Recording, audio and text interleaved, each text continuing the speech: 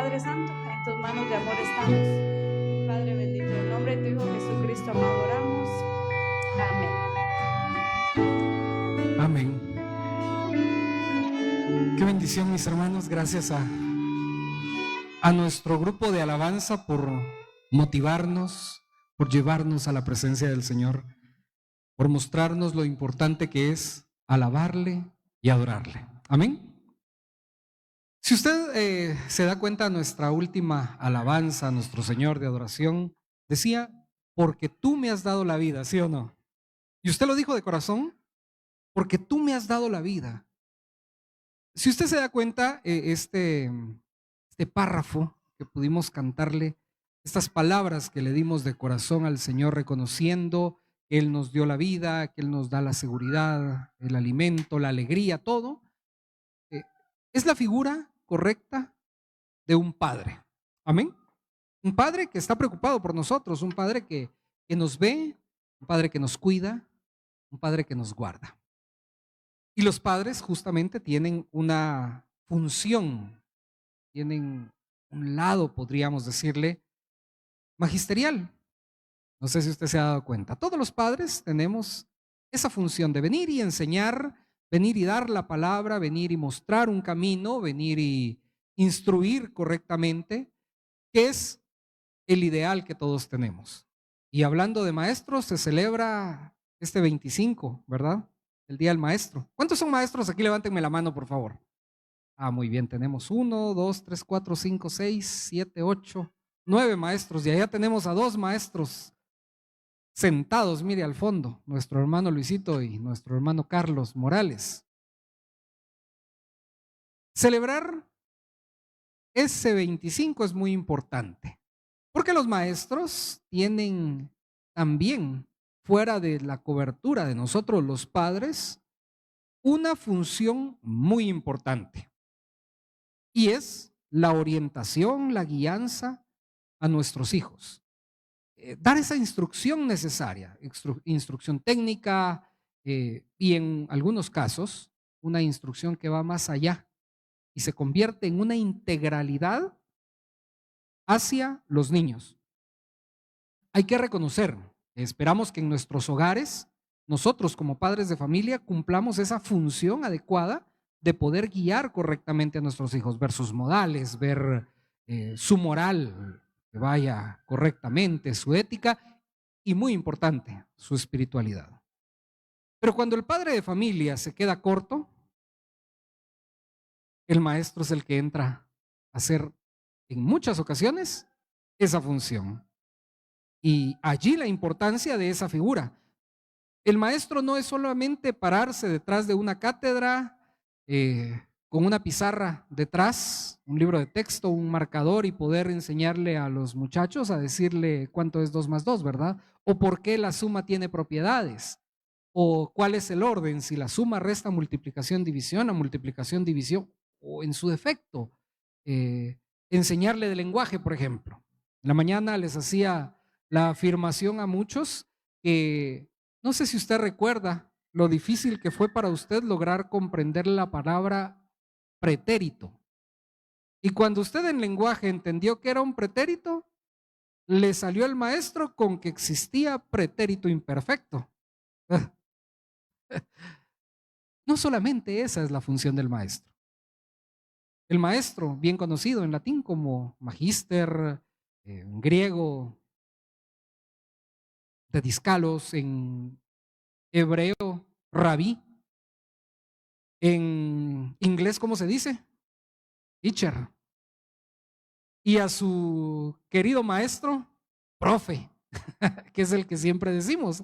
Así que desde ya felicidades a nuestros maestros y felicidades a usted, padre de familia, que cumple esa función magisterial, esa función importante de enseñar.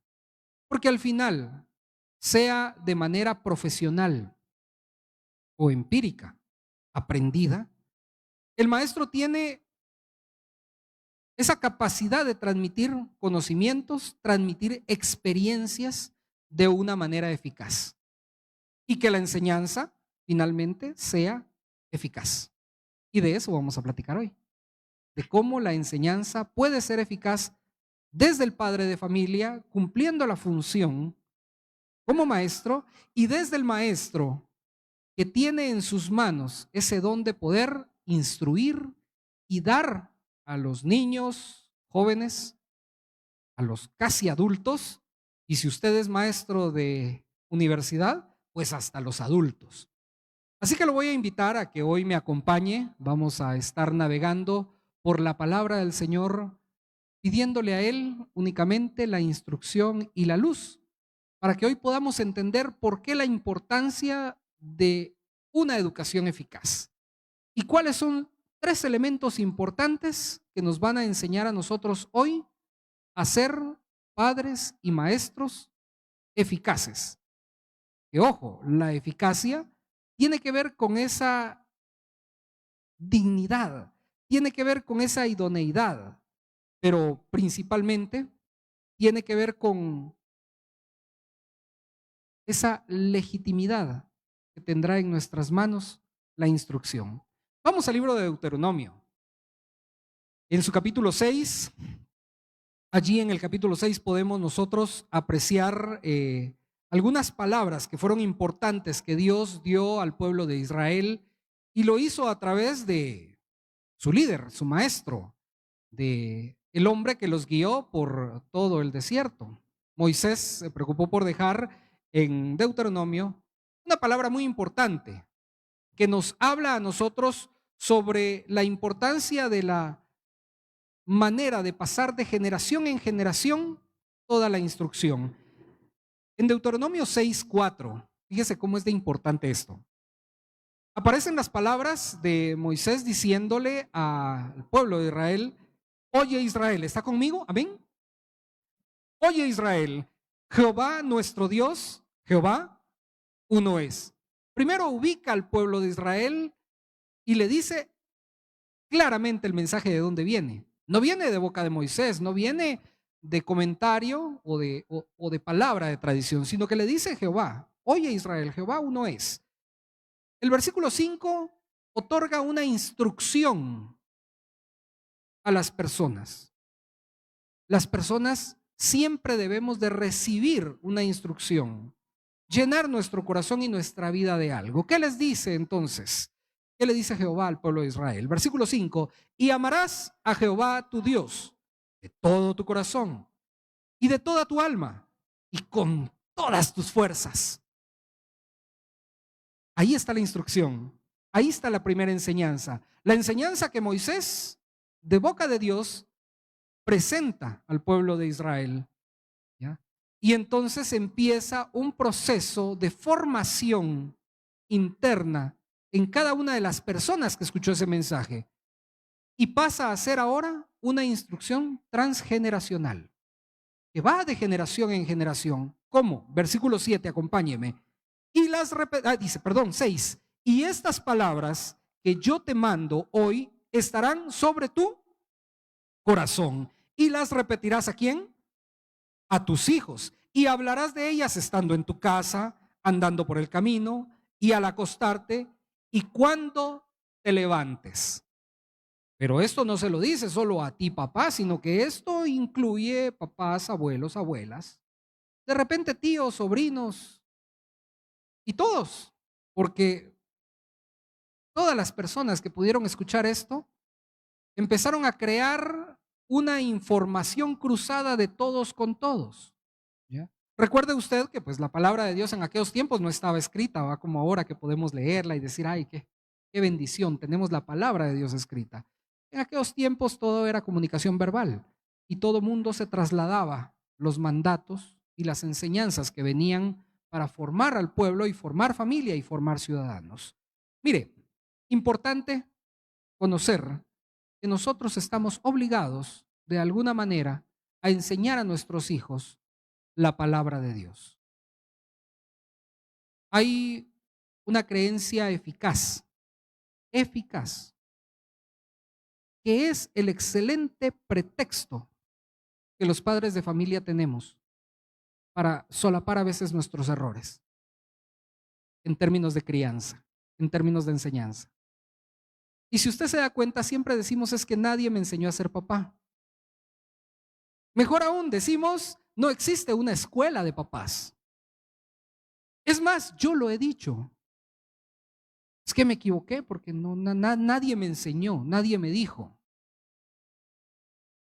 Meditaba esta mañana sobre eso y le decía al Señor, Señor, ¿será que es correcto que uno diga eso? Porque es una realidad que nosotros vivimos constantemente. Pero me puse a pensar, vea esto, y usted no me va a dejar mentir en esto. Primero le hago la pregunta, ¿usted está seguro que nació de nuevo? No se escucha, no hay convencimiento. ¿Usted está seguro que nació de nuevo? Amén. Si usted llegó a Jesucristo, aceptó, se bautizó, nació de nuevo. Usted es nueva criatura. Meditaba hoy por la mañana. Los bebés cuando nacen, ¿saben que se tienen que cepillar los dientes? No. Es más, ni siquiera saben si les van a salir dientes. Es una experiencia nueva para ellos. Cuando sale el primer diente, todos los papás y los que son jóvenes y no se han casado y están prontos a casarse y a tener hijos, van a experimentar ese nerviosismo sufrido y avisado de los primeros dientes de los hijos.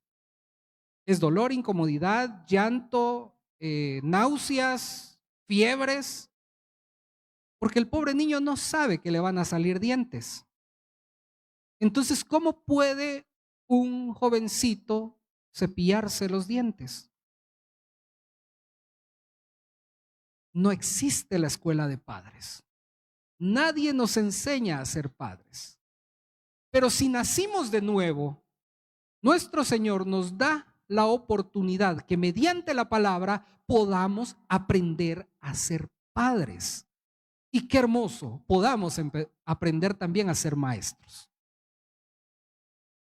Para poder enseñar con amor. Muy conocido también el versículo. Instruye al niño en su camino. Ya lo terminó de decir usted, ¿verdad? Instruye al niño en su camino y aun cuando fuere viejo no se apartará de él. Mire, es un versículo, es un pensamiento salomónico. Está en el libro de Proverbios. Tan real, tan certero, tan correcto, que sea usted bueno o malo, se cumple. Sea usted bueno o malo, se cumple. Quien aprendió a base de gritos, enseña a base de gritos. La niña que aprendió el poder de la chancla voladora, aplica la chancla voladora. Instruye al niño en su camino y aun cuando fuere viejo no se apartará de él. Pero nosotros, usted y yo, nacimos de nuevo. Ahora nos podemos formar en la palabra y renovar ese pensamiento. Y sabe que, como estamos hablando de instrucción, de enseñanza transgeneracional, y hoy vamos a aprender cómo como padres y como maestros tenemos esa potencia para aprender, para enseñar, para instruir. Vamos a renovar nuestras generaciones, que lo que sea que hayamos aprendido de tatarabuelos, abuelos, padres e hijos, ahora nosotros lo transformemos en una educación conforme a la palabra de Dios para nuestras nuevas generaciones. Para que nosotros renovemos nuestra estirpe.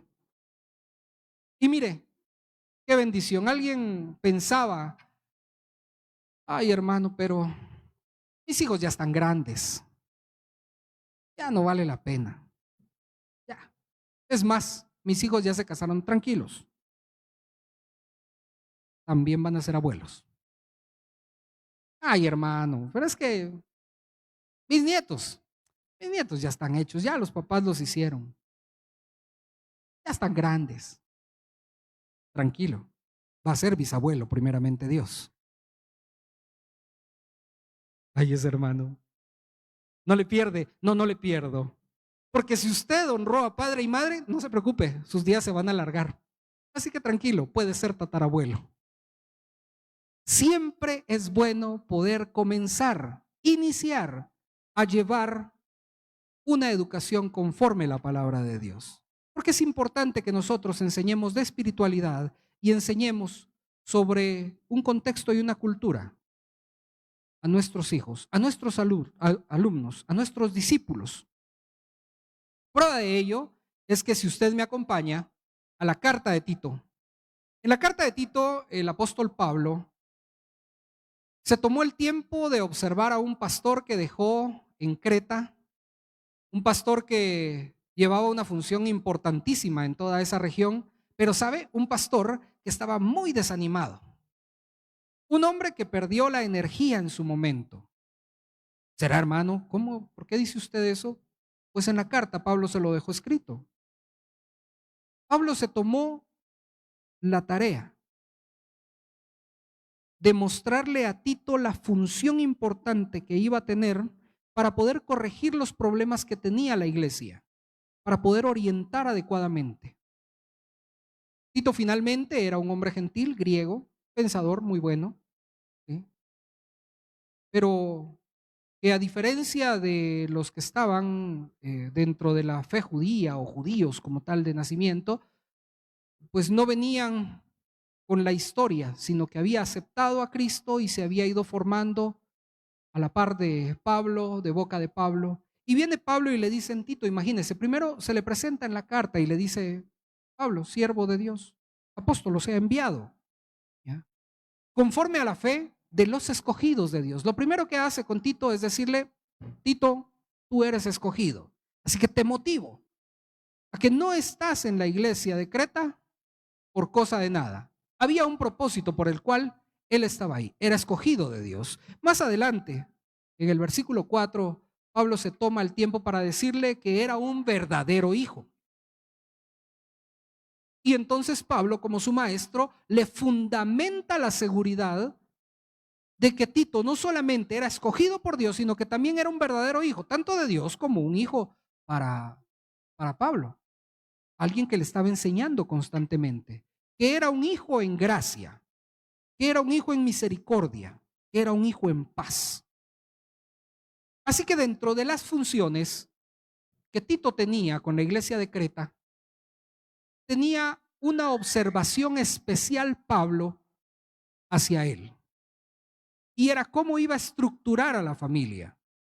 Pero para estructurar familias, lo primero que tenía que hacer era dejar instrucciones claras sobre los padres.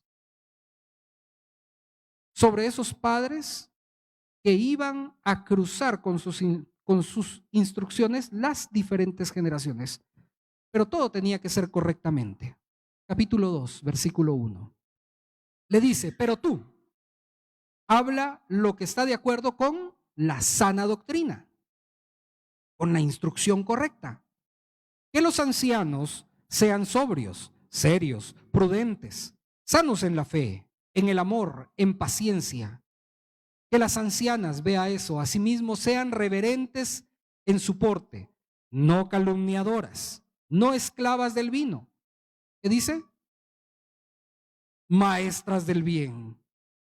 Mire el título que Pablo otorga a las ancianas, que también es aplicable a los ancianos, maestros del bien.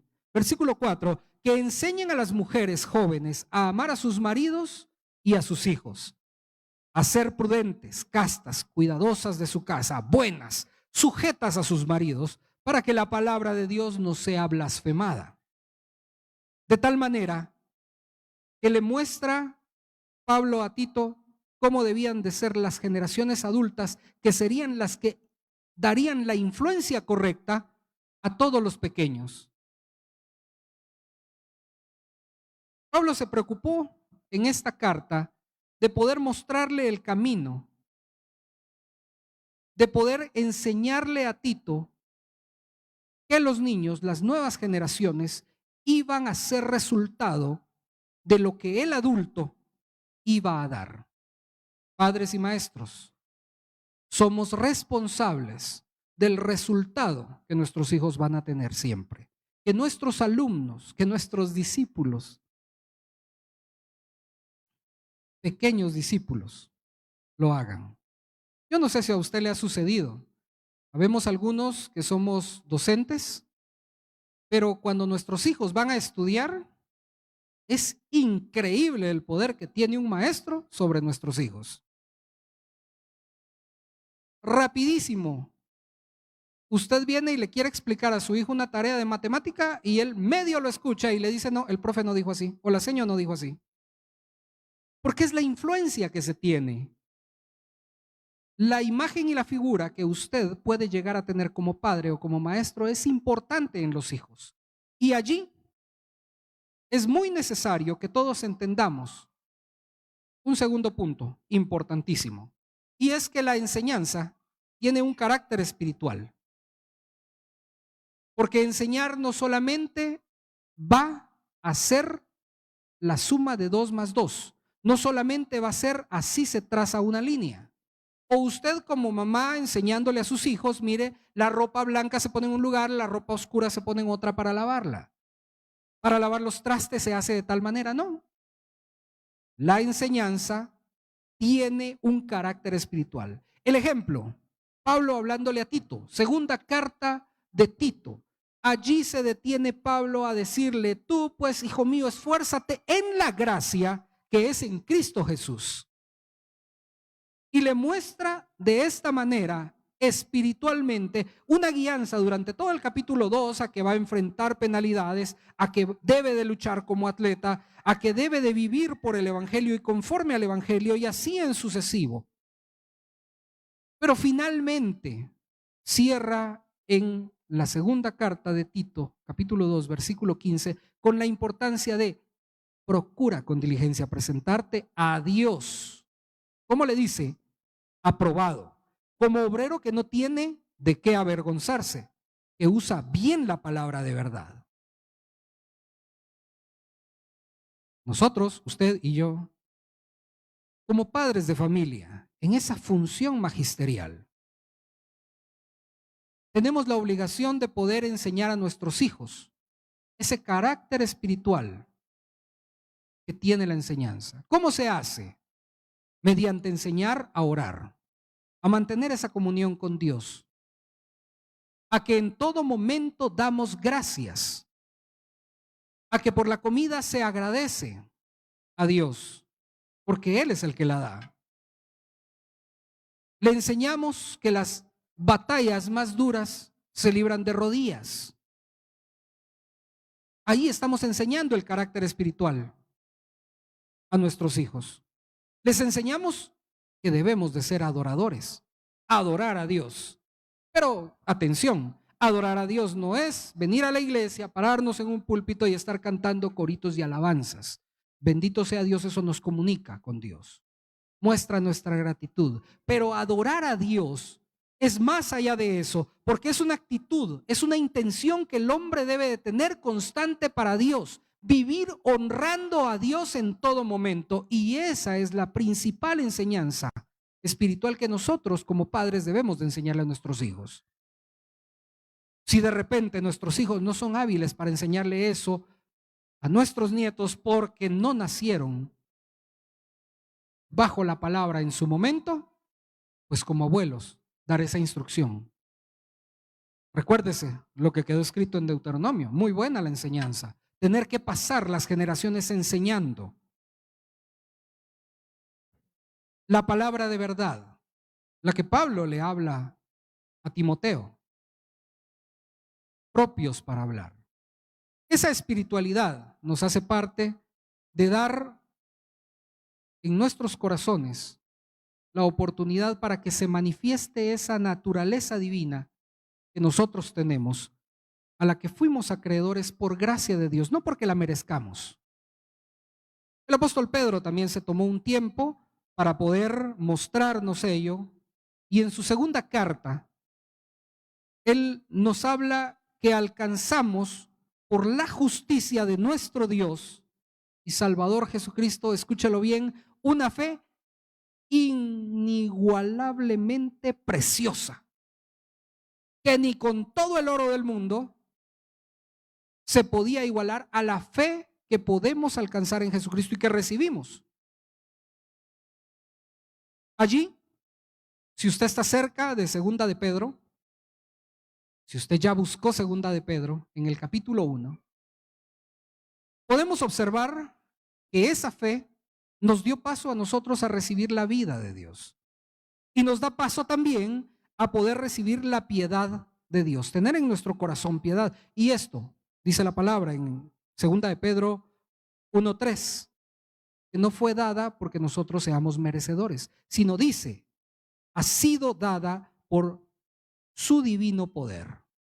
Y ahí empieza el apóstol Pedro a mostrarnos la naturaleza divina a la que nosotros tuvimos acceso.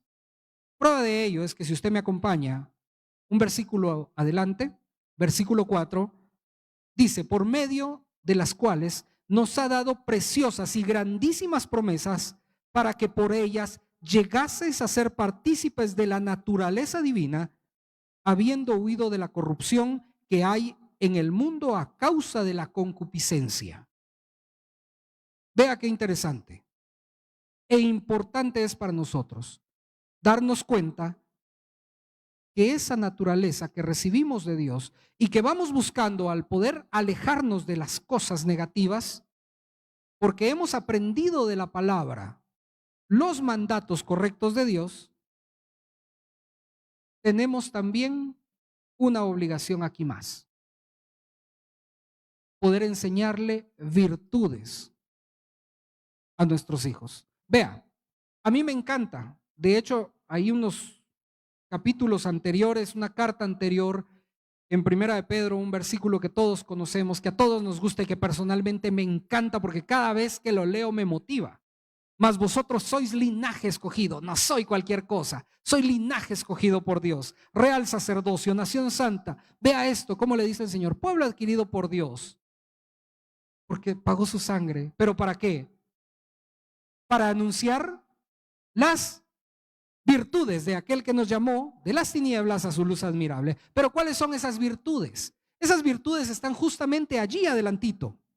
Y si usted tiene cómo marcarlas, para saber entonces usted como padre de familia y usted como maestro, cómo puede instruir a sus hijos, cuál es el fundamento sobre el cual puede empezar a instruir a sus hijos. Y si ya sus hijos están grandes, instruirlos y orientarlos para que en las nuevas generaciones que vengan ellos sean mejores que nosotros y tengamos esa satisfacción que son mejores que nosotros. Versículo 5 de segunda de Pedro 1:5. Mas vosotros también, poniendo en toda diligencia por esto, añadid a vuestra fe. ¿Qué fe? La que vimos en el primer versículo, aquella fe inigualablemente preciosa. Dice, añadid a vuestra fe virtud. Muy bien. A vuestra virtud el conocimiento, al conocimiento el dominio propio, al dominio propio paciencia, a la paciencia piedad, a la piedad afecto fraternal. Y vea esto, al afecto fraternal amor. 7 virtudes con las cuales usted, si es maestro, a sus alumnos les puede enseñar, y si es padre de familia enseñando, a sus hijos se lo puede enseñar. ¿Por qué? Porque le va a enseñar a sus hijos sobre la palabra, sobre instruir como definitivamente a veces nosotros no lo recibimos cuando éramos pequeños, a tener control sobre sus emociones para no ser arrebatados, a tener paciencia, que cuando un niño no es bien orientado, es un niño que padece de impaciencia y que sufre de impaciencia. Y después decimos, ¿por qué el niño es así? Porque no le enseñamos eso como virtud. Precioso, el sexto, afecto fraternal. Y ahí se cumple el segundo mandamiento. Y amarás a tu prójimo ¿cómo? A ti mismo. Pero lo más precioso es esa última virtud que aparece en esta carta, y es que al afecto fraternal le sumemos amor. Y el amor es un estado máximo, es un estado perfeccionado. Y ahí llegamos a esa tercera importancia que tiene la educación eficaz. Que nosotros perfeccionemos el modelo, el método que estamos siguiendo. ¿Cómo? A través de la palabra de Dios. Yo recuerdo, no sé si usted lo vivió,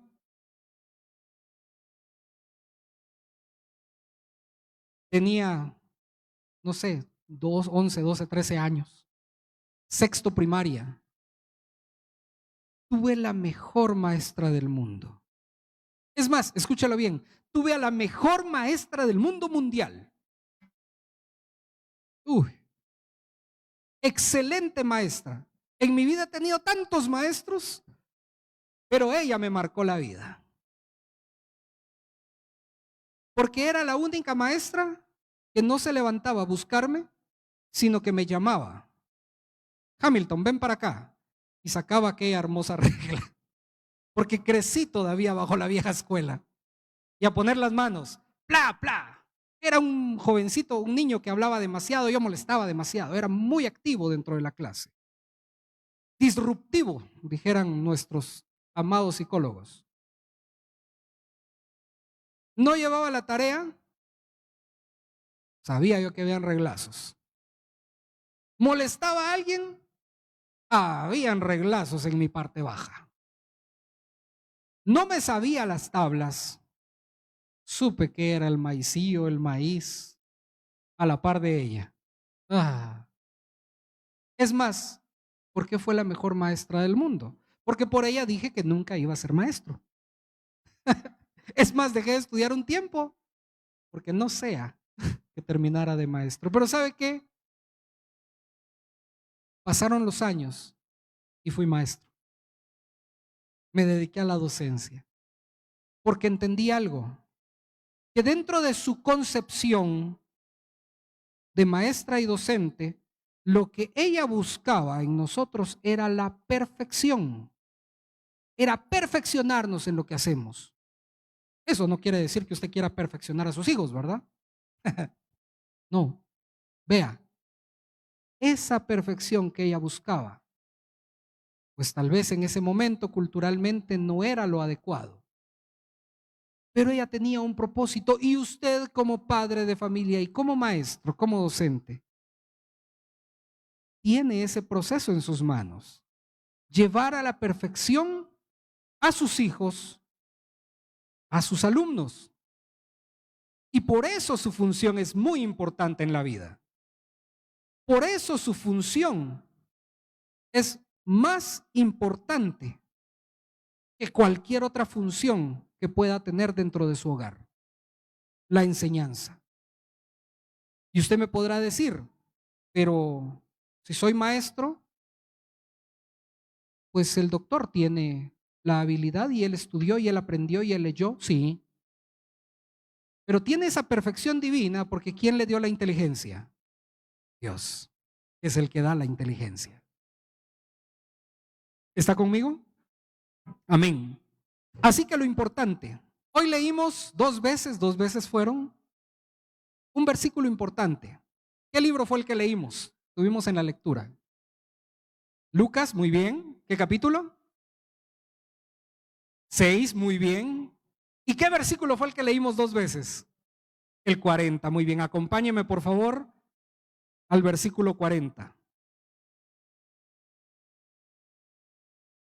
Porque aquí vamos a dividir este versículo en tres partes importantes para poder entender por qué esa tercer parte de la enseñanza que busca la perfección es muy importante. Y dice, versículo 40, el discípulo no es superior a su maestro. El discípulo no es superior a su maestro. Cuando Lucas escribió esto, obviamente el perfil que él estaba viendo de maestro era el perfil de Jesucristo, ¿verdad? O sea que ninguno de los discípulos iba a lograr ser superior a Jesucristo, porque el estándar era alto.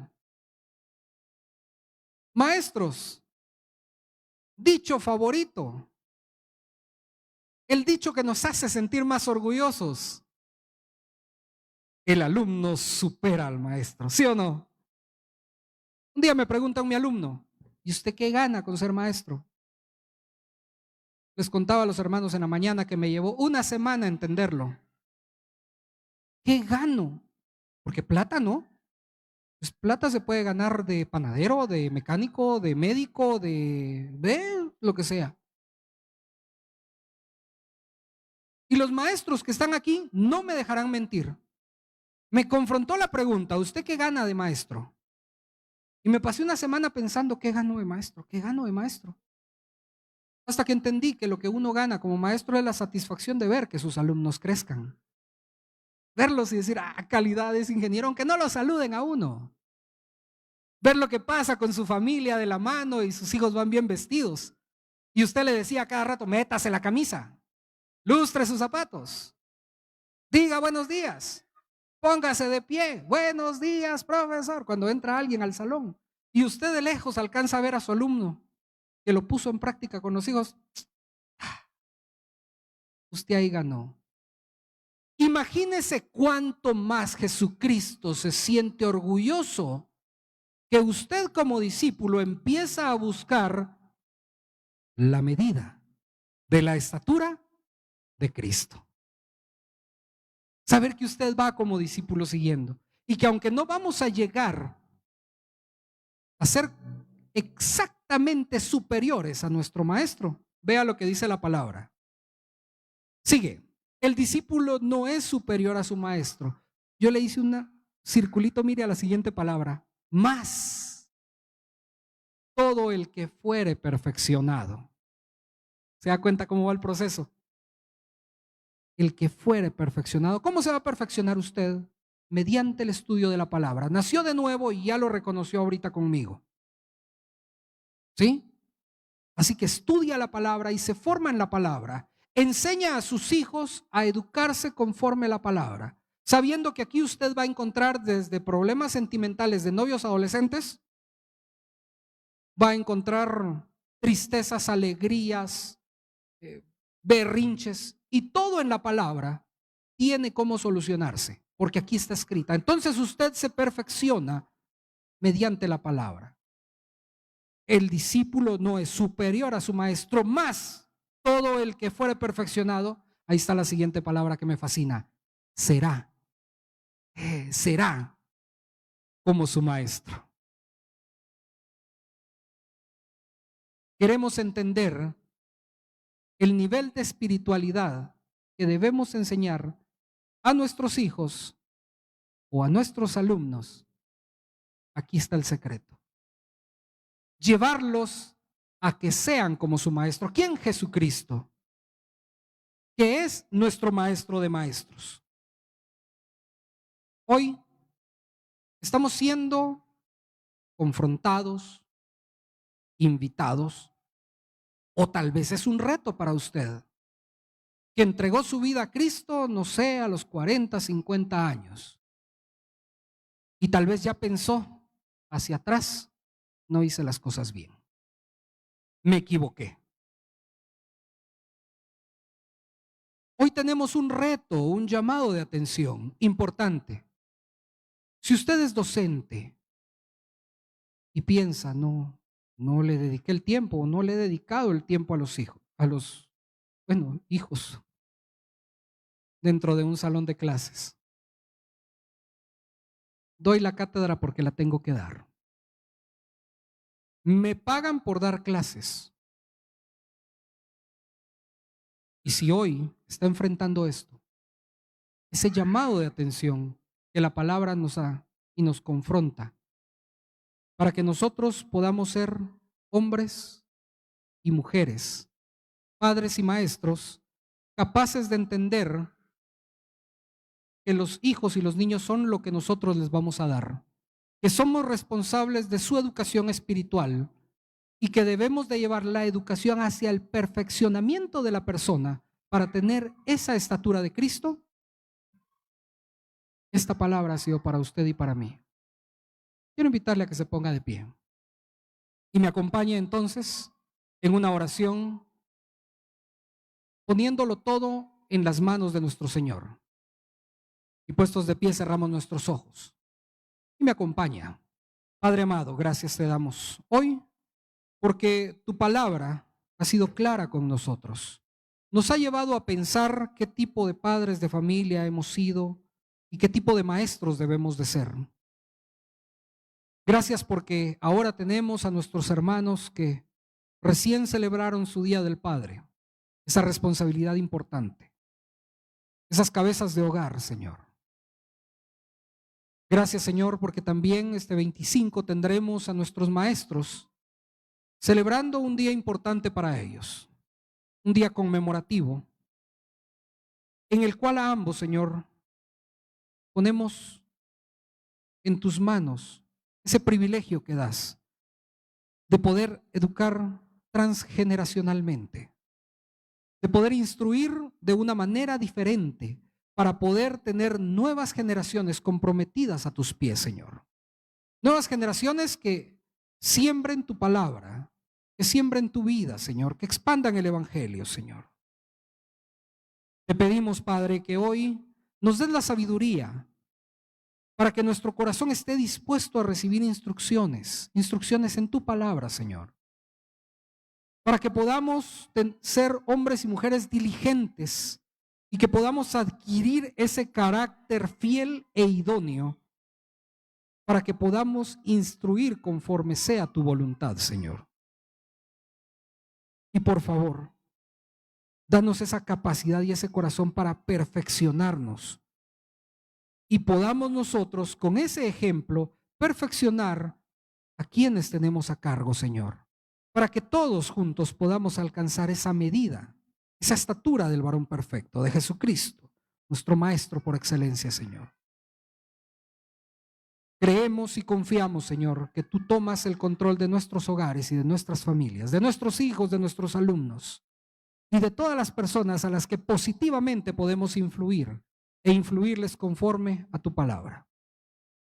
Te agradecemos, Señor, este servicio que hemos celebrado para ti, ese momento que hemos tenido para venir a escuchar tu palabra, a orar y a adorar, Señor. Perfecciona nuestro sentido de adoración a ti, Señor, para que te adoremos en todo momento. Te agradecemos, Dios, por tus bondades, tu gracia, tu misericordia y tu justicia. En el nombre de tu Hijo amado Jesucristo. Amén. ¿Listo para ser un buen papá? Amén. ¿Listo para ser un nuevo maestro? Muy bien. Dele un abrazo fuerte, por favor, al hermano y hermana que tenemos a la par. Gracias, hermano.